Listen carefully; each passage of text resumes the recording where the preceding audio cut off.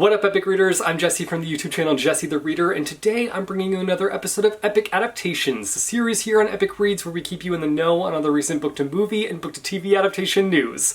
I just held my breath doing that intro and it was a lot. Happy October, happy almost Halloween. Are you dressing up this year? Let us know what you're dressing up as down below in the comments. We've got some fun adaptation news for you guys today. We've got some books that have been picked up to be adapted, and we've got some casting news. So without further ado, let's get started. I have a vague memory of this first bit of news already being released, but apparently it's new news, and that's the fact that the Inheritance games has been picked up by Lionsgate to be turned into a TV series. Having read this book, I genuinely feel like the TV series format is the perfect option for this book. It sort of has that episodic quality to it, and I could see them developing it in a way where at the end of each episode it just leaves you wanting more, potentially like a cliffhanger situation, or just like leaving out some details that you have to wait till the next episode to get. Like, I just feel like the TV format is gonna work so great for this. So 10 out of 10, let's hope it actually gets a TV series. I mean, it's fine if it gets a movie as well, but I think TV series is the way to go. Lionsgate, you listening? You better be. If you don't know anything about the Inheritance games, we are following our main character Avery, who mysteriously inherits this billionaire's fortune. I would like to trade places with Avery, please. Can we do a little Freaky Friday moment? I will gladly swap places with you, sister. But there is a catch. In order for her to claim it, she must solve all these puzzles and live with his super competitive family members. And throughout this process, she digs deep into his family history and family secrets. Just lots of chaos and drama ensues, which is what you want in a book and also in a TV show. So Lionsgate, give us that TV show. R.L. Stine's horror anthology Stinetinglers is getting an animated adaptation. Limestone Animation has picked up the series in order to adapt it,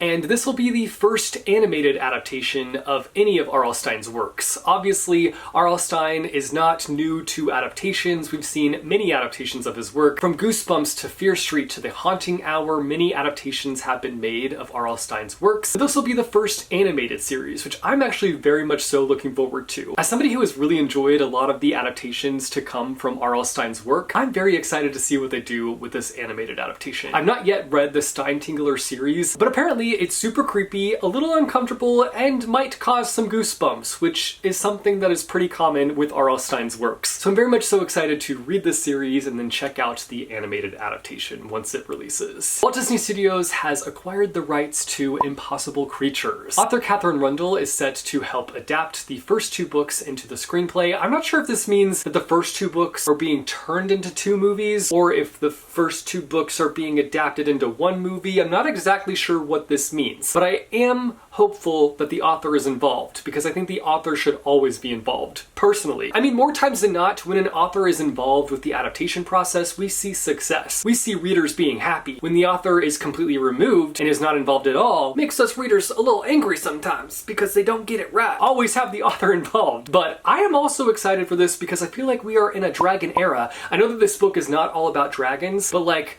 I'm loving this dragon era that we are currently in. I have only recently really gotten into it by getting into How to Train Your Dragon. I know that I'm very behind when it comes to that, but I love it. I love the dragons. I live for the dragons. So I'm excited to see what they end up doing with Impossible Creatures. This follows a character who ends up one day helping save a griffin, which opens up this whole new world for him, this fantasy world that is sort of under attack. All these fantastical creatures are kind of being taken out, and so it's up to him to help save the day, help save this fantasy world, and help save all these mythical creatures. We have casting news for the upcoming season 3 of Percy Jackson. Kate McKinnon joins the cast of Percy Jackson as she is set to take on the role of Aphrodite. Honestly, I feel like this is solid casting, and I'm very excited to see her take on this character and to see what she brings to this role. I feel like we're going to be getting a lot more Percy Jackson season 2 news soon, as Percy Jackson season 2 is set to be released in December of this year. So stay tuned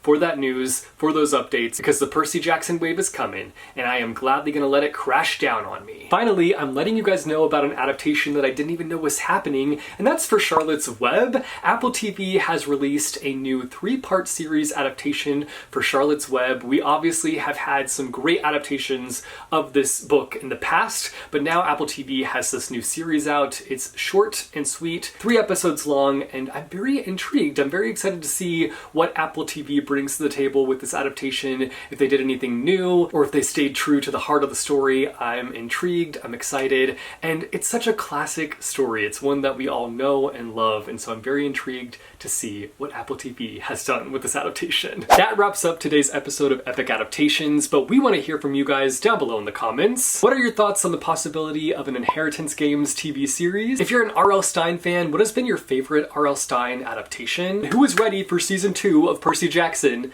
I am raising both of my hands up to the sky. I am ready for it. Bring it on. As always, thank you guys so much for watching, and I will see you next month with another episode of Epic Adaptations.